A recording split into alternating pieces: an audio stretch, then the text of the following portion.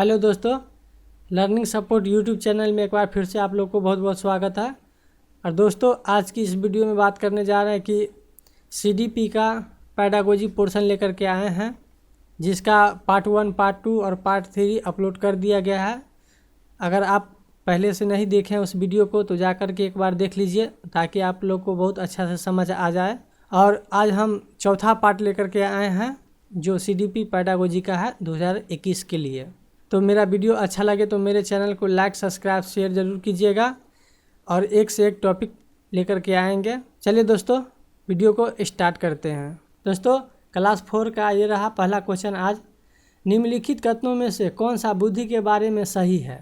ए में हो गया, बुद्धि को मानकीकृत परीक्षणों के प्रयोग से सटीक रूप से मापा एवं निर्धारित किया जा सकता है। बी में हो गया, बुद्धि एक एकात्मक कारक तथा एक एकांकी विशेषक है। सी में हो गया, बुद्धि बहुआयामी है तथा जटिल योग्यताओं का एक समूह है। डी में हो गया, बुद्धि एक निश्चित योग्यता है जो जन्म के समय ही निर्धारित होते हैं। तो दोस्तों, आप लोग फटाफट इस क्वेश्चन का आंसर कीजिए, क्या होने वाला है। दोस्तों, इस क्वेश्चन का आंसर हो जाएगा सी, बुद्धि बहुआयामी है तथा जटिल योग्यताओं का एक समूह है। चलिए दोस्तों, नेक्स्ट क्वेश्चन पर चलते हैं। नेक्स्ट क्वेश्चन ये रहा, रूही हमेशा समस्या के एकाधिक समाधानों के बारे में सोचती है। इनमें से काफ़ी समाधान मौलिक होते हैं। रूही किन गुणों का प्रदर्शन कर रही है? ए में हो गया, अभिसारिक विचारक। बी में हो गया, अन्वय विचारक। सी में हो गया, आत्मकेंद्रित विचारक। और डी में हो गया, सृजनात्मक विचारक। तो आप लोग फटाफट इस क्वेश्चन का आंसर कीजिए, क्या होने वाला है। इस क्वेश्चन का आंसर हो जाएगा डी, सृजनात्मक विचारक। चलिए दोस्तों, नेक्स्ट क्वेश्चन पर चलते हैं। नेक्स्ट क्वेश्चन ये रहा तीसरा, आकलन का प्राथमिक उद्देश्य क्या होना चाहिए? ए में हो गया, संबंधित अवधारणाओं के बारे में बच्चों की स्पष्टता तथा भांतियों को समझ। बी में हो गया, विद्यार्थियों के प्राप्त अंकों के आधार पर उनको नामांकित करना। सी में हो गया, रिपोर्ट कार्ड में उतरनीय या अनुत्तरणीय अंकित करना। डी में हो गया, विद्यार्थियों के लिए श्रेणी निश्चित करना। तो आप लोग फटाफट इस क्वेश्चन का आंसर कीजिए, क्या होने वाला है। इस क्वेश्चन का आंसर हो जाएगा ए, संबंधित अवधारणाओं के बारे में बच्चों की स्पष्टता तथा भांतियों को समझना। चलिए दोस्तों, नेक्स्ट क्वेश्चन पर चलते हैं। नेक्स्ट क्वेश्चन ये रहा, एक समावेशी कक्षा में एक शिक्षक को विशिष्ट शैक्षणिक योजनाओं को ए में हो गया, कभी कभी तैयार करना चाहिए। बी में हो गया, सक्रिय रूप से तैयार करना चाहिए। सी में हो गया, तैयार करने के लिए प्रोत्साहित होना चाहिए। डी में हो गया, तैयार नहीं करना चाहिए। तो आप लोग फटाफट इस क्वेश्चन का आंसर कीजिए, क्या होने वाला है। इस क्वेश्चन का आंसर हो जाएगा बी, सक्रिय रूप से तैयार करना। चलिए दोस्तों, नेक्स्ट क्वेश्चन पर चलते हैं। नेक्स्ट क्वेश्चन ये रहा, पठन वैफल्य बच्चों के प्राथमिक लक्षण क्या है? ए में हो गया, अपसारी चिंतन, पढ़ने में धारा प्रवाहित। बी में हो गया, धारा प्रवाहित पढ़ने की क्षमता। सी में हो गया, एक ही गति विषयक कार्य को बार बार दोहराना। और डी में हो गया, न्यून अवधान विकार। तो आप लोग फटाफट इसका क्वेश्चन का आंसर कीजिए, क्या होने वाला है।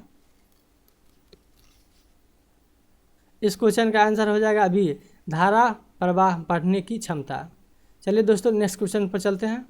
नेक्स्ट क्वेश्चन ये रहा, शिक्षा का अधिकार अधिनियम 2005 में उल्लेख की गई समावेशी शिक्षा की अवधारणा निम्नलिखित में से किस पर आधारित है? ए में हो गया, अशक्त बच्चे के प्रति एक सहानुभूति अभिवृत्ति। बी में हो गया, अधिकार आधारित मानववादी परिप्रेक्ष्य। सी में हो गया, मुक्ता व्यवसायी शिक्षा उपलब्ध करा सके अशक्त बच्चों को मुख्य धारा में शामिल करना। और डी में हो गया, व्यवहारवादी सिद्धांत। तो आप लोग फटाफट आंसर कीजिए, इस क्वेश्चन का आंसर क्या होने वाला है। इस क्वेश्चन का भी आंसर बी हो जाएगा, अधिकार आधारित मानववादी परिप्रेक्ष्य। चलिए दोस्तों, नेक्स्ट क्वेश्चन पर चलते हैं।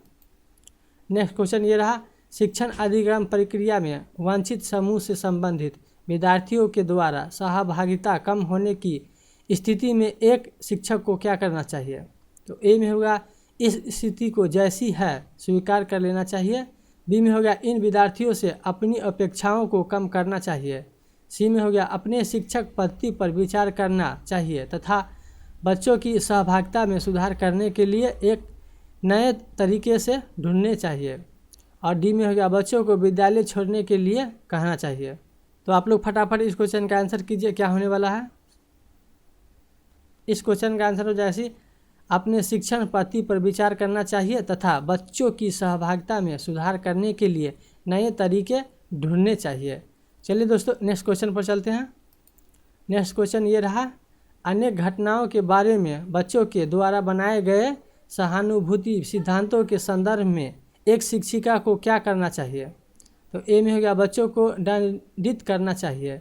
बी में हो गया बार बार याद करने के द्वारा एक सही सिद्धांतों से बदल देना चाहिए। सी में हो गया प्रतिकूलन प्रमाण एवं उदाहरणों को प्रस्तुत करके बच्चों के इन सिद्धांतों को चुनौती देना चाहिए। और डी में हो गया बच्चों इन सिद्धांतों को अनदेखा करना चाहिए। आप लोग आंसर कीजिए फटाफट, इस क्वेश्चन का आंसर क्या होने वाला है। इस क्वेश्चन का आंसर हो जाएगा सी, प्रतिकूल प्रमाण एवं उदाहरणों को प्रस्तुत करके बच्चों के इन सिद्धांतों को चुनौती देना चाहिए। चलिए दोस्तों नेक्स्ट क्वेश्चन पर चलते हैं।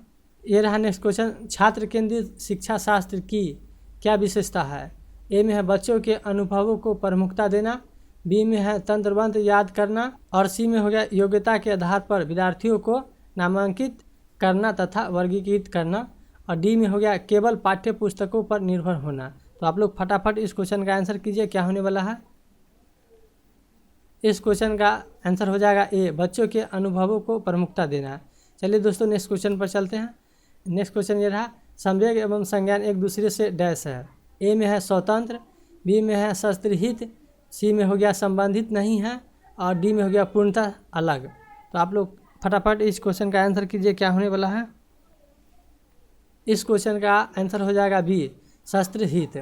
चलिए दोस्तों नेक्स्ट क्वेश्चन पर चलते हैं। नेक्स्ट क्वेश्चन ये रहा, रचनावादी ढांचे में अधिगम प्राथमिक रूप से ए में हो गया प्रबलन पर केंद्रित है, बी में हो गया अनुबंधन द्वारा अर्जित है, और सी में हो गया अवबोधन की प्रक्रिया पर केंद्रित है, और डी में हो गया तंत्रबद्ध याद करने पर आधारित है। तो आप लोग फटाफट इस क्वेश्चन का आंसर कीजिए, क्या होने वाला है। इस क्वेश्चन का आंसर हो जाएगा सी, अवबोधन की प्रक्रिया पर केंद्रित है। चलिए दोस्तों नेक्स्ट क्वेश्चन पर चलते हैं। नेक्स्ट क्वेश्चन ये रहा, विद्यार्थियों को स्पष्ट उदाहरण एवं गैर उदाहरण देने के क्या परिणाम है।